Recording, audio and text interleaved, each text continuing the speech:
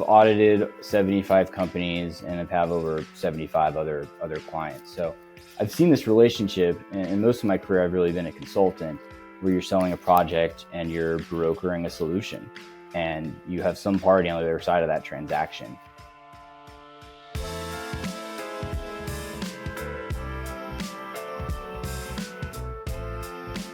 All right, everybody, welcome back to Untrapped Entrepreneur Season 2, and I have Christopher Royalty with me today.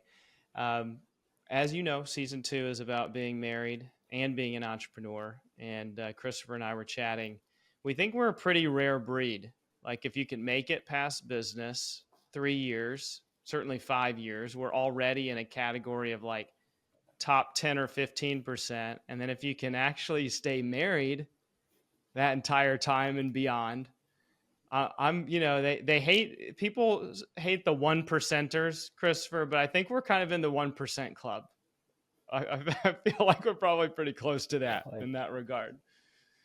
But for those of you that don't know about Solo Sherpa and just all of your business entities and ventures, why don't you just start off telling us a little bit about what you do for business, what you do for your clients, and we'll jump into marriage stuff and find out how unique you really are. Yeah, thanks, Ben. I've had a few companies. Solopreneur Sherpa is, I think, my brand and core business going forward. The backbone of it is what you'd think is a traditional CPA firm, so bookkeeping and taxes. The Sherpa imagery would be a growing team, helping our customers get to their business heights, through whatever means necessary. So we have mutual acquaintances on there as our partners that Ben, virtual assistants, writing content, in the CPA world, eventually financial planners, subject matter experts, etc. But I'm a CPA. I've been doing audit work and business and tax advisory for over 10 years. And not to get too much into it this early on, but I've worked with all the big companies, and I've kind of restructured my life and my business to work with local small businesses and really help them, get off to a really strong start. So virtually all of our clients now are early stage entrepreneurs. They're still in their 20s, almost all of them. And they typically haven't worked with what I'd call a world-class advisor, with Fortune 200 client experience in the background. So we're really trying to stand apart and carve out that niche for us going forward. Awesome. Well, it's interesting. You're an entrepreneur serving entrepreneurs, which is a very interesting place to be, because for Season 3 and beyond, I think one of the seasons will be about financial traps. And I would love to have you back for that, because I'm sure you have seen, looking at the books, managing the books, the taxes, financial statements, all of that. I'm sure we could fill up an hour worth of content there. With Solopreneur Sherpa, and it's solosherpa.com for you guys that wanted to check it out. Give us just a couple of the challenges that you had going from, I imagine, nice salary, big job. I think you were at Deloitte, one of the big companies. What were some of the challenges kind of taking that leap? Because that's been one of my passions, is I want to pull as many people from the sidelines into entrepreneurship. They're kind of looking in the corporate world. Tell us about that journey, any traps you encountered, or just the difficulties in making that transition. I think I'm trying to do this in a different way. I'm not happy with how the typical CPA firm works and starts. So most all my competitors start by being a solo owner, and they bring in all the work they can, until they're at capacity, and they maybe hire, a staff, a bookkeeper, a receptionist who kind of helps out. But that's, I've read all the entrepreneur books, or most of them, and that's not really how you scale. So originally, as Tim Ferriss says, this was a side business until pretty recently, doing what I could handle on the side, building the processes and fleshing out that niche. But I had pretty significant staff and payroll from the beginning. And the biggest complaint I hear with the business we're picking up from competitors is that their CPA, their bookkeeper, is getting them financials and information up to 6 months late. Which is not putting them in a good position for various reasons, as you can imagine. and I've built a staffing model that I can understand and I can project, and we never want to be more than, say, 2 weeks behind, and we want to be able to take those emergency calls and make tactical responses and changes in sometimes 48 hours.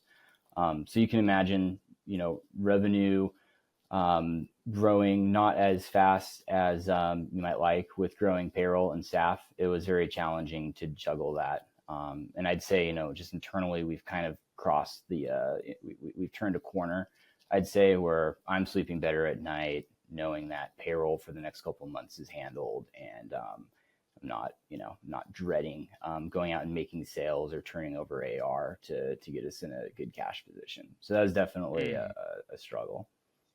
So, I mean, you pursued the side hustle method of keep the day job, build up the side hustle to the point where you were ready to make that leap. 100%. And I think reading these books and listening to similar podcasts, I probably did what a lot of entrepreneurs do, and it worked out, which is just consulting, on the side, pulling in hours and getting out some good work on the side, where I could to fund this thing, working weekends. So it worked out for me so far. Well, I think another season's worth of content too. You have some business advice that is centered around burn the boats. If you're going to be an entrepreneur, like go and jump all in and make it happen. The business is going to consume 200% of your time. And then the other piece of advice, 180 degrees in the opposite direction, is do not burn the boats. Stay on the boat, build the side hustle, keep that build that into a big boat, and then hop over and jump ship. So for a later time, my friend, but I'm glad that you made the leap into entrepreneurship, and it sounds like you did it in a way that served you and your family. Yeah. And speaking and of, a quick comment there, I do recommend burning the bridges if you don't have a mortgage, a wife, and 6 children. In my situation, that wasn't an option, but I recommend that generally. You'll get there a lot quicker than I've been able to. Yeah. Well, it's a perfect segue too. So speaking of wife and family, how'd you and your wife first meet? How long have y'all been together? And tell us a little bit about the family. We met basically my last year in high school through school and church functions. She was just one of those, very classy families, and became aware of her probably 17, 18. And first semester in college, we hit it off, and we got married 2 weeks after I graduated college. And I graduated about exactly 11 years ago. So I'm coming up on 11 years married in December, and 11 years kind of post-college into my career. Got it. And you've got kids. I've got a working toward the volleyball team. We got the basketball team, but volleyball team's next. You got a basketball team and a 6th man. That's right. Yeah. Yeah. The 6th man's the only man. So my son is 6 now, and the rest are girls. So it's my household is something to behold. Well, you're already kind of crazy enough in the eyes of society starting your own business, but to go 11 years and you had 6 children, you and your wife had 6 children, and started a business during that time. And so again, kind of putting you in a very small category of people that can pull that off. For the listeners that are in a marriage, that are running a business, they may be having some challenges. I just want to skip all the way to the end, and then we'll kind of back it up. But if we're at the very end of this episode and there's like some parting advice, let's start at the very end of advice that you would give. Let's say a kind of in your wheelhouse of clients, a 20-something-year-old business owner that is married, and let's say maybe no kids or very small family. What advice would you give them in 1 to 2 minutes, if that's all the time, a long elevator ride?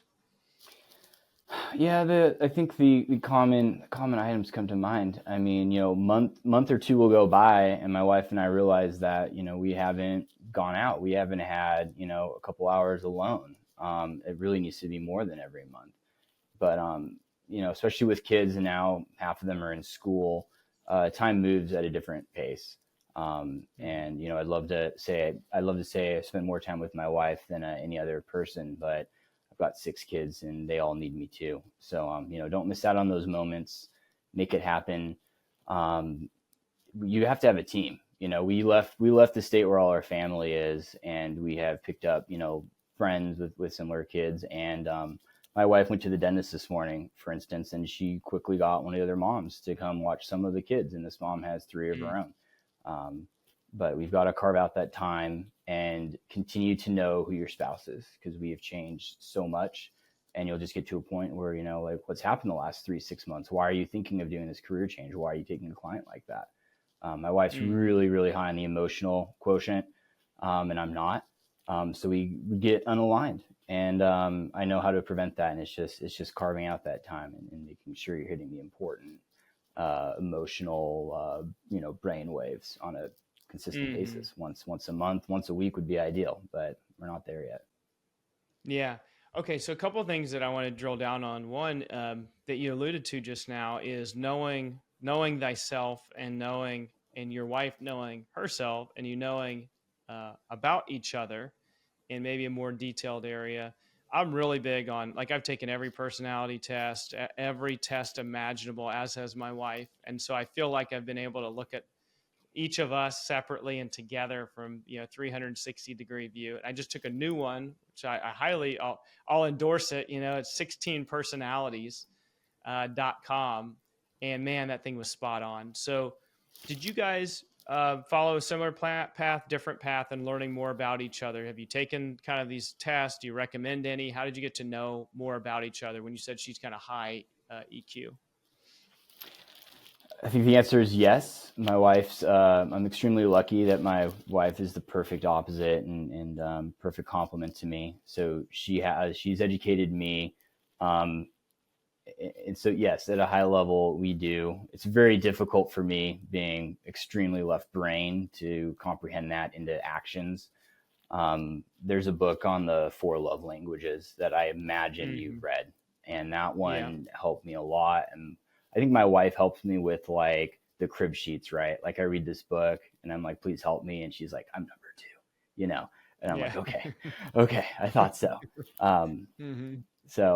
yeah, I would be lost without that. It's helped me that I've been trained in how to apply that to client interactions, and Hmm. in business. It's easier for me to quantify what that means. And I haven't always been as strong as this, but 11, I've had to survive 11 years with the kids now, with 5 other girls in the house. So, Hmm.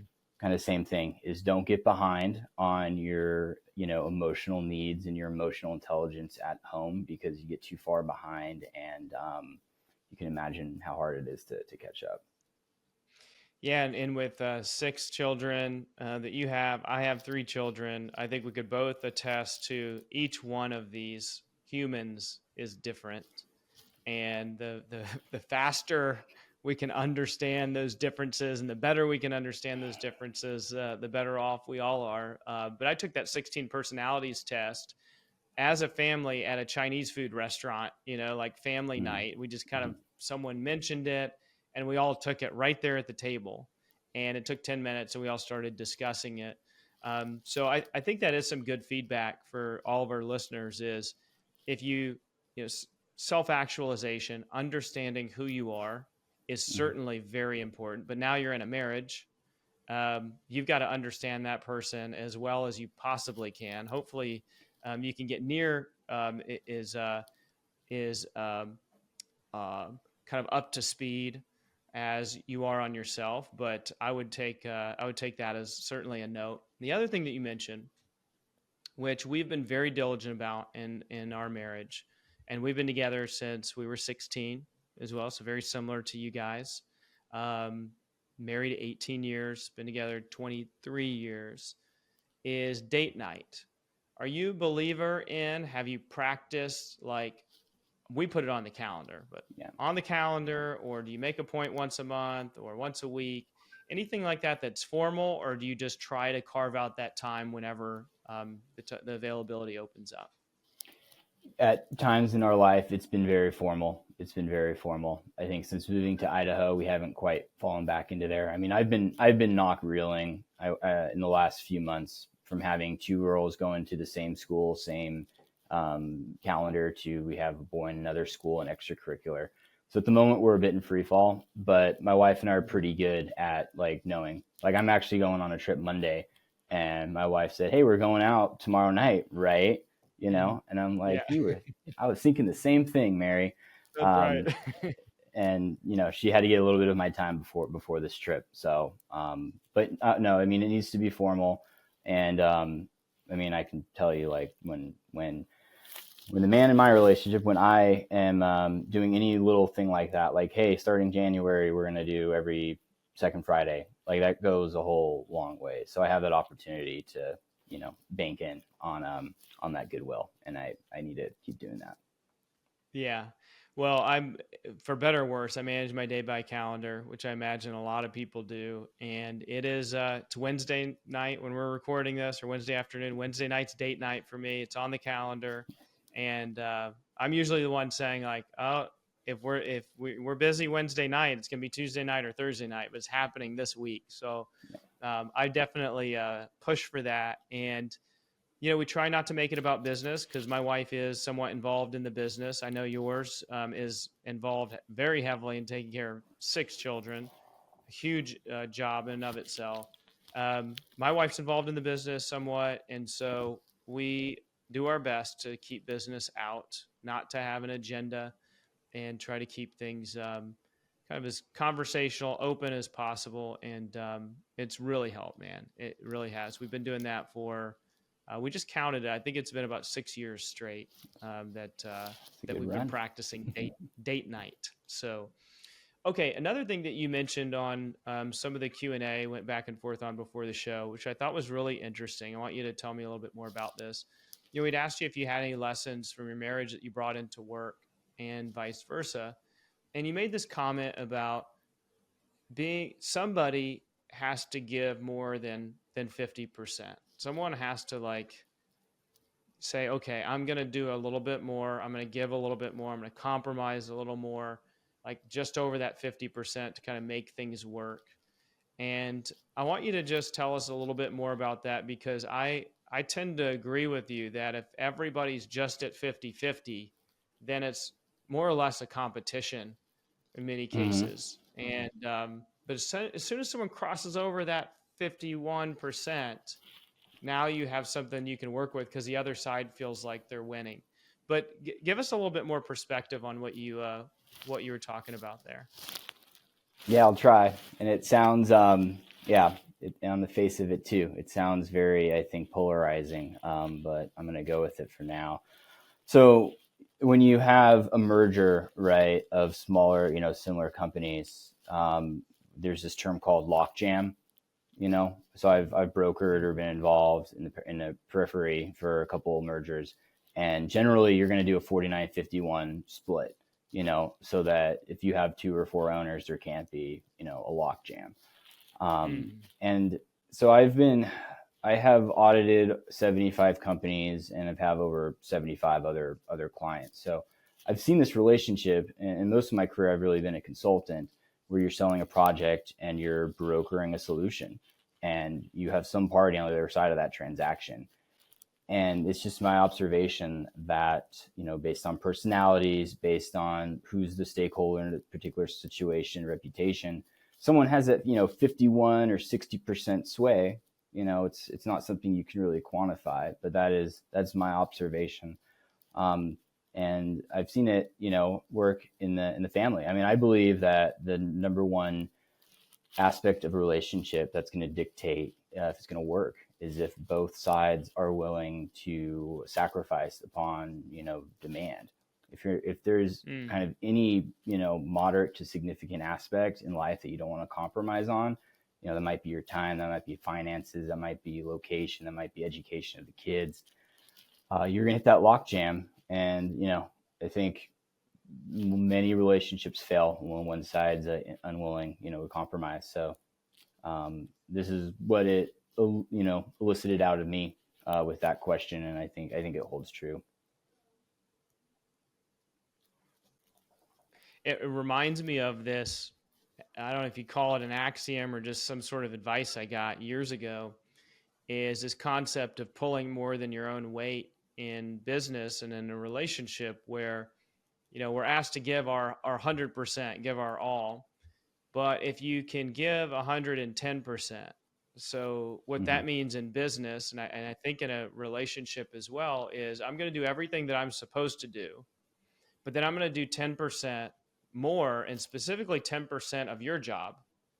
I'm gonna go grab some of your responsibilities and take those on. So when I give 110, and when you're in this team environment too, that person who now only has 90% to do, they're giving 110. Everyone's giving 110, so everyone feels like they're only having to do 90, because the job, when they go to do their job, someone else has already done part of it. And so culturally, you feel like everyone's got your back and you're not having to try very hard.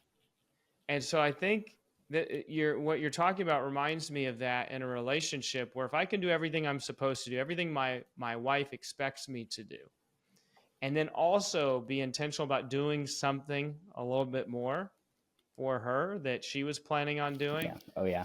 and she does that too, then you have a relationship where you really feel like, I wouldn't call it easy. No relationship's easy, but it's easier.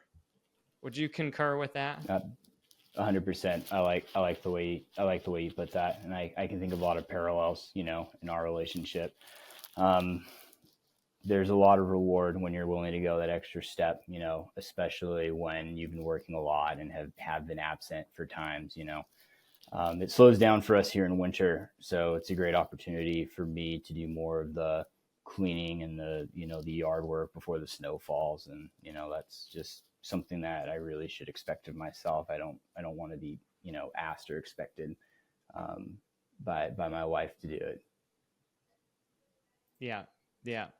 We're going to take a quick commercial break. We're going to stay recording here, but Christopher, what I want you to think about, want to talk about when we get back, is some of these, if there's a moment in time where you thought this is not going to work, whether it's the marriage, the business, both at the same time, there was like a reset, massive reset or mini reset, whatever it is. But I want to talk about any of those moments where you had to you had to kind of reinvent yourself, the business, the relationship, Mm-hmm. and what kind of led to that event happening. Was it working too much? Was it not paying enough attention to your wife or family, or was it Mm-hmm. lack of capital? Was it everything happening at one time? So just hold that thought for a minute. And as you guys know, the Gent Store at thegentstore.com is our sponsor for season 2. I happen to know the owner. It's a great business. Christopher, you have not gotten anything yet from the Gent Store, I don't think, but I'm going to hook you up with a little promo code after the show, so you can attest Thank you. to how amazing the Gent Store is. We launched a Gent Store a couple of months ago, and it is a place where you can find over 3,000 items, leather bags. We're going to start selling motorcycles on there, all coffee, high-end coffee products, phone accessories, you name it. And 20% of all those purchases go back into the Gents Place towards your annual membership, for those of you guys that are in a market where the Gents Place is. So go to thegentstore.com, shop till you drop. You'll love the site. And if you're in a market where the Gents Place is, then you get an extra bonus of getting a credit back on your annual membership. All right. So any moments pop out at you that you want to share with us about having to hit a either soft or hard reset button? It's somewhat related. I'll just jump into the biggest impact in our relationship. And the problem is I wasn't aware of this. And my wife is a saint, and maybe it was what was needed. But I do wish that she had let me know. When I worked my first job, there was a year that I traveled 130 nights away in hotel rooms, and the following year was rough. We had our second baby that year. And I ended up leaving and getting a 35-hour a week job for a couple years, the good years. And it was not, I was not aware of how much that impacted my wife. And it sounds obvious now, but we all communicated very well. I told her what a career in accounting meant, and I thought we were on the same page, but it was a lot. So I've asked, and this has been 8+ years now, but we're we communicate, what's coming down the pike, and I just don't want, one party to hold that much inside ever again. And with this many children, it doesn't get held in anyway. So, Yeah. so that, I'm much better at communicating what these projects mean, what this career step means, what the risk is, what the reward is, what our finances are going to be, where it's going to put us, what the exit opportunities are. And I let her know the like stop off points, right? Like, well, I'm going to commit to this, and if it doesn't go well, I have the opportunity to exit in 6 months or what have you, and that'll feel like this. But yeah, I mean, going back to what I talked about towards the beginning, the time goes by fast. It's hard to keep the perspective on family growth and milestones when it takes, my career's always gone in 6 months chunks. Like nothing really changes until about 6 months goes by, and then you have another 6 months. And that's a really long amount of time. So my takeaway is be aware of that and where you're at, in your career, and make sure that the effort you're putting into where you want to go is still what your spouse wants, and allow her to voice like, hey, we do want that summer home, but I didn't realize that would feel like this, and our child has, we didn't know we'd have a child with, this health issue. So you have to be ready to that. And I think, and it also relates to the sacrifice, right? I'm okay with getting off on an abrupt stop off point if it's impacting my family that bad. You have to. They're everything. I was told in business by a partner, and this is another business I'm involved in. It's actually a buyer of one of our products, and I'd asked for feedback, and he basically said, like, no news is good news. Like, no communication means everything's going great. And I think in a relationship, it's probably the exact opposite, where if nothing is being communicated, you can lead yourself to believe that everything's fine because no one's complained. But I just had an experience with someone who got divorced recently, and they were like, I had no idea. Like, we weren't even fighting. Like, there was nothing wrong. Like, nothing was happening. And so, what you were saying, it kind of tells me like we need to dig up the, call it conflict or feedback, or make sure like the gold that it is. But do you kind of agree or disagree with that no news is good news, or no news is bad news? Yeah, no news in my world. No news is that's never happened, and I would be scared to death if that ever happened to me. So I can't, I've read these stories online, like spouses like just, we don't know each other anymore. We wait until the kids turn 18, drift off. Honestly, I've seen that in distant family members, and no one knows. But yeah, no news. When you're moving this amount of years and going through these milestones, I mean, I know my wife more now than I did 2 years ago. I mean, we're closer than ever. I know the inner workings of her mind and can predict her better than ever. I never thought I'd be able to predict her. Like 10 years ago, she's still an enigma to me. But we're no longer there. Yeah, that's good. Last question for you before we wrap up. There's entrepreneurs that can be put in a few different categories. One is their wife is working intimately in the business with them day to day, every day, all day. Another one where they're partially involved, maybe as an advisor. They know what's going on in the business. Maybe they were involved at one point, not now because of family or whatever. And then the third, where your wife is kind of doing her own thing. She's not involved in the business. She's not the back office. She's not doing sales. She's completely separated operationally. I think, you and your wife fit in that third bucket where you're running the business, she's kind of running the family and doing her own things outside of the business. What are the top challenges there, and just any parting advice for any entrepreneurs that are in that bucket where their spouse is completely out of the business? Yeah, I mean, I think my wife does pretty good with the black box, but to this date, like I don't think that she comprehends what it means to have six meetings a day, 6 hours of the day planned out. And she doesn't, I don't want her to know about accounting or finance. Like I've noticed there's two types of people: the people that bring their work home. So, my friends come home and they want to talk the stock market with their wife, who's also in finance or marketing or something affiliated. I come home and I don't want to talk about work or subject matter. I don't want to talk about what I've seen. It is nothing within work.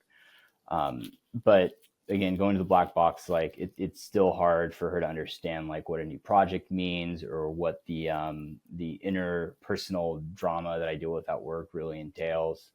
And that just comes back to, we've said it a million times, but communication, right? I try to put it in more simple terms, but there's definitely a terminology, divide between us, and I prefer it. I don't want to speak in work terms when I get home. I'll just tell her that I'll be home at this time and I'll be off my cell phone at these times. And that's worked out. That's worked out for us. But she still needs to know, you give her some perspective on this is what it's like, me doing what I'm doing, to give her some idea of what you're going through, or do you just just say, hey, you're not going to understand. I'm not going to understand your stuff. I suppose she's picked up on some of it. I'll say this: it's very difficult, but I've brought her to work functions, and she's met my team and coworkers, and that helps too. And maybe that's more true for most. I've really built this company over the COVID years, so there has been a lot of interactions and business meetings, but she's met the people in my career, my business now, that are most important to my future. So she's seen what they're about, and we've shared religion and politics even, and some of those sensitive topics, because I work with people like that I'm able to talk to, which is probably a blessing. But she's seen into their lives a little bit, and I think that helps her understand that I'm working in a group where we're all building each other up, and the people I complain about are not always obstacles. Yeah. They're working hard for them and their families and their livelihoods too. Awesome, man. Well, for you guys that are interested in incorporating your business, bookkeeping, tax planning, tax returns, building financial systems for your business, solosherpa.com. Go see Christopher there. Christopher, so nice to meet you. Thanks for, it's been a long time coming for us to actually see each other's faces.